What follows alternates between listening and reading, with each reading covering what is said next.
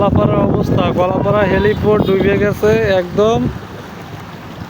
রাস্তা পর্যন্ত পানি চলে আসছে, নদীর পানি। এই যে রাস্তা পর্যন্ত পানি চলে আসছে ব্রিজের পাশে। ওই যে হেলিপোর্ট, ওই পুরো তলায় গেছে একদম।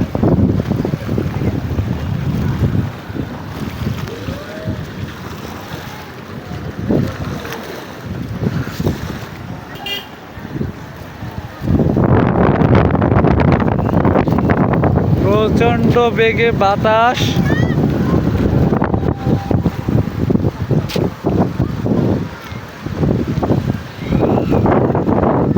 পুরো পানি উঠে গেছে একদম।